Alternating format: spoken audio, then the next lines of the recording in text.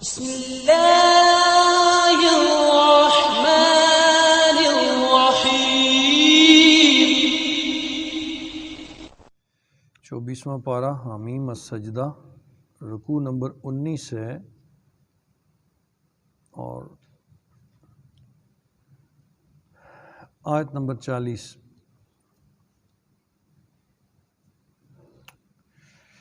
الحمدللہ رب العالمین والعاقبۃ للمتقین والصلاۃ والسلام علی سید الانبیاء والمرسلین۔ بسم اللہ الرحمن الرحیم۔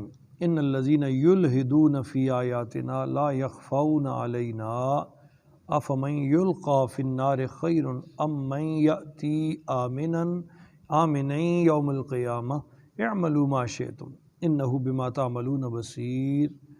ان الذین کفروا بالذکر لما جاءہم وانہ لکتاب عزیز لا یأتیہ الباطل من بین یدیہ ولا من خلفہ تنزیل من حکیم حمید۔ صدقت یا رب العالمین۔ وصلوا علی الحبیب اللہم صلی علی سیدنا و مولانا محمد وآلہ وَأَصْحَابِهِ وَعِتْرَتِهِ اجمعین۔ جب قرآن شریف پڑھا جائے نا پوری توجہ رکھا کریں۔ آیت نمبر 40 ہے سورہ حامیم السجدہ، اور ان آیات طیبہ میں اللہ کریم ان لوگوں کا بیان کر رہے ہیں جنہوں نے کھلے عام قرآن کا انکار کیا، آیات ربانی کا مذاق اڑایا اور ان کے معنی بدلنے کی کوشش کی۔ اللہ کریم فرماتے ہیں میرے حبیب پچھلی قوموں نے بھی اپنے رسولوں کے ساتھ ایسا ہی کیا، اور تم دیکھو کہ وہ سب اللہ کے عذاب اور اس کی گرفت کا شکار ہوئے۔ ارشاد فرمایا ان الذین یلحدون فی آیاتنا، بے شک جو لوگ ہماری آیتوں میں اپنی طرف سے اضافے کرتے ہیں۔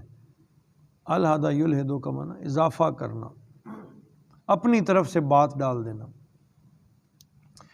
جو اللہ تعالیٰ کی آیتوں میں اپنی طرف سے اضافے کرتے ہیں، لا یخفون علینا، وہ ہم سے چھپے ہوئے نہیں، چھپ کر بھی کارروائی کریں، کسی کو علم نہیں ہے، لیکن اللہ فرماتا ہے مجھے علم ہے کہ وہ کیا کر رہے ہیں، کیونکہ میرے سامنے ان کا کوئی کرتوت اور کوئی فعل مخفی نہیں۔ قرآن عظیم کی آیتوں کے معنی بدل کر لفظ بدل دیتے تاکہ معنی تبدیل ہو جائیں، اور اس طرح کر کے لوگوں کو قرآن عظیم سے برگشتہ کرنے کی سعی کرتے۔ تو فرمایا افمن یلقی فی النار خیر، تو کیا جو پھینکا جائے گا آگ میں وہ بہتر ہے، ام من یأتی آمنا یوم القیامہ، یا وہ بہتر ہے جو امن اور سلامتی کے ساتھ قیامت کے دن آئے گا۔ فیصلہ تم خود کر لو۔ اگر تم قرآن عظیم کو بگاڑنے کی کوشش کرتے ہو، اللہ کی کتاب کے ساتھ کھیلنے کی کوشش کرتے ہو، تو پھر سن لو، پھر تمہارا ٹھکانہ جہنم ہے۔ تو کیا وہ جو جہنم میں گرے گا وہ بہتر ہے، یا وہ بہتر ہے جو اس روز قیامت کے دن امن اور سلامتی کے ساتھ آئے گا۔ اعملوا ما شئتم، تمہاری جو مرضی آئے کرو، چاہے تو اپنے لیے اچھا سوچو، چاہے اپنے لیے برا، تمہاری جو مرضی آئے کرو۔ انہ بما تعملون بصیر، یقیناً جو کچھ تم کرتے ہو وہ اللہ اسے خوب دیکھ رہا ہے، اللہ کے علم میں ہے، اللہ پاک جانتے ہیں تم کیا کر رہے ہو۔ ان الذین کفروا بالذکر، بے شک جو لوگ قرآن کو ماننے سے انکار کرتے ہیں، ذکر سے مراد یہاں قرآن ہے، جو اس ذکر کو، جو اس نصیحت کو ماننے سے انکار کرتے ہیں، لما جاءہم، جب وہ ان کے پاس آ گیا، جب وہ ان میں اتار دیا گیا۔ وَإِنَّهُ لَكِتَابٌ عَزِيزٌ، اور بے شک یہ بڑی ہی عزت و حرمت والی کتاب ہے۔ وہ کسی عام چیز کا انکار نہیں کر رہے، بلکہ اس کا انکار کر رہے ہیں، جیسے میں نے پچھلے دنوں عرض کیا تھا کہ کلام الملک مالک الکلام، بادشاہ کا کلام بھی بادشاہ ہوتا ہے۔ تو گویا اللہ ہی کا انکار کر رہے ہیں جب وہ اس کی کتاب کا، جب وہ اس کے کلام کا انکار کر رہے ہیں۔ تو فرمایا وَإِنَّهُ لَكِتَابٌ عَزِيزٌ، بے شک یہ بڑی عزت و حرمت والی کتاب ہے۔ لا یاتیہ الباطل من بین یدیہ ولا من خلفہ، اس کے نزدیک بھی نہیں آ سکتا کوئی باطل، نہ آگے سے نہ پیچھے سے، نہ پہلے نہ بعد میں کبھی قیامت تک کے لیے قرآن کے قریب کبھی باطل نہیں آ سکے گا۔ کوئی نہ اسے جھٹلا سکتا ہے نہ وہ اسے ختم کر سکتا ہے۔ کتنی طاقتیں آئیں آج تک قرآن عظیم کو ختم کرنے کے لیے، لیکن منہ کی کھانی پڑی انہیں۔ کچھ نے اللہ نہ کرے صحیفے جلا دیے تو پھر قرآن سینوں میں موجود تھا، کچھ نے حفاظ کو قتل کر دیا تو قرآن لکھا ہوا موجود تھا۔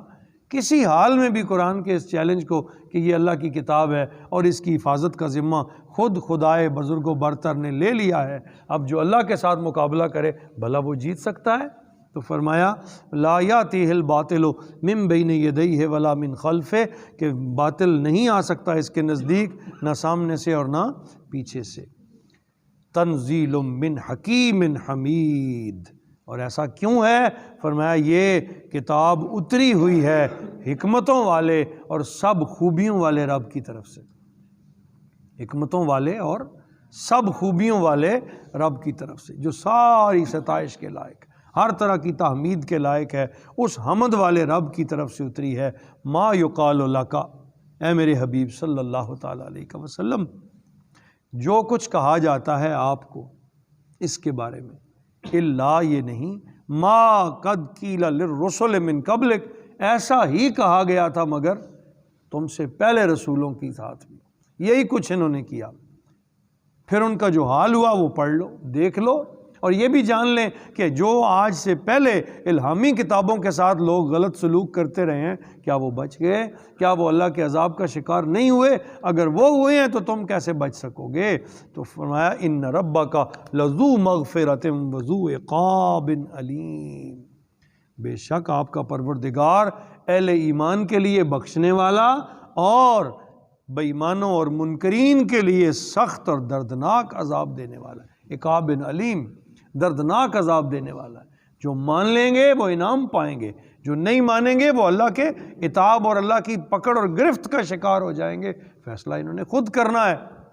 یہ تو انسان کو میں نے اختیار عطا کیا ہے کہ وہ چاہے تو آگ میں ہاتھ ڈال لے اور چاہے تو وہ نور اور روشنی، ایمان اور ایقان کی طرف بڑھے، اپنی مرضی سے فیصلہ کر سکتے ہو۔ ہم نے سب کچھ کھول کے تمہارے سامنے رکھ دیا ہے۔ فرمایا ان ربک لذو مغفرۃ وذو عقاب علیم، ایک ہی آیت میں دونوں چیزیں ذکر کر دیں۔ کہا جو مانتے ہیں ان کے لیے اللہ بخشنے والا ہے، جو نہیں مانتے انہیں سخت پکڑ اور گرفت فرمانے والا ہے۔ وَلَوْ جَعَلْنَاهُ قُرْآنًا أَعْجَمِيًّا، ایک اور کہا اگر ہم قرآن کو کسی اجمی زبان میں نازل کر دیتے، عربی کے علاوہ کسی دوسری زبان میں، آجمین کسی اجمی زبان میں نازل کر دیتے، تو پھر یہ کیا کہتے؟ لَقَالُوا لَوْلَا فُصِّلَتْ آیَاتُهُ، پھر کہتے قرآن کو ہمارے سامنے کھول کر بیان کیوں نہیں کیا گیا؟ پھر کہتے کہ یہ تو عربی میں ہونا چاہیے تھا، ہم عربی جاننے والے ہیں اور قرآن دوسری زبان میں آ گیا۔ اب جب ان کی زبان میں نازل کیا ہے تو تب بھی ان کو اعتراض ہے۔ ہم نے تو اس لیے عربی میں نازل کیا کہ وہ عربی جاننے والے تھے تاکہ انہیں مسئلہ نہ ہو۔ اگر ہم عربی کے علاوہ کسی اور زبان میں بھی، اللہ سے بہتر کون جانتا ہے، کہا ہم اگر عربی زبان کے علاوہ کسی اور زبان میں بھی نازل کر دیتے تو پھر بھی اعتراض کرتے۔ اعجمی و عربی، کیا اچنبا ہے کہ کتاب عربی میں ہو یا اجمی میں، جس نے ماننا ہو۔ آج ہمارے پاس قرآن عظیم عربی میں ہے، ہم اردو یا پنجابی سمجھنے والے ہیں، تو کیا ہمیں تو عربی میں بھی قرآن پسند ہے۔ اور اللہ کے فضل سے جو پڑھنے والے ہیں وہ عربی سے تراجم کر کے، محنت کر کے، عربی سیکھ کر قرآن عظیم کو پڑھتے ہیں اور شوق سے پڑھتے ہیں، تو ماننے والے کے لیے تو کوئی فرق نہیں پڑتا کہ وہ عربی میں ہو یا عجمی میں ہو۔ کل، اے میرے حبیب آپ فرما دیں، هو للذین آمنوا ھدی و شفاء، یہ قرآن ایمان والوں کے لیے نری ہدایت اور شفا ہے۔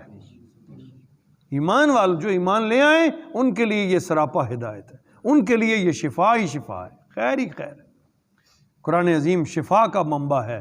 کئی بار قرآن عظیم میں اللہ پاک نے فرمایا یہ ہدایت کا منبع بھی ہے، یہ شفا کا منبع بھی ہے۔ اس لیے قرآن عظیم کی آیات پڑھ کر دم کیے جاتے ہیں، اور جب قرآن پڑھ کے کسی چیز پہ دم کر دیا جاتا ہے تو اللہ اس میں شفا ڈال دیتے ہیں۔ وہ شفا جو دم کرنے والا ہے وہ اس کا کمال نہیں ہوتا، وہ ان آیات بینات کا کمال ہوتا ہے۔ جب بندہ باوضو ہو کے، طاہر مطہر ہو کے قرآن عظیم کی آیتوں کی تلاوت کرتا ہے تو اس کے لعاب میں، اس کی ہوا میں، اس کے سانس میں اللہ کریم وہ اثر ڈال دیتے ہیں۔ وہ قرآن کی آیتوں کا اثر ہوتا ہے جس سے اللہ تعالیٰ ہر طرح کی برائیوں سے، ہر طرح کی نحوست سے، ہر طرح کی بیماریوں سے اس پانی کو یا اس چیز کو جس پہ دم کیا جاتا ہے شفا مل جاتی ہے، کیونکہ قرآن سراپا شفا ہے، سراپا شفا ہے۔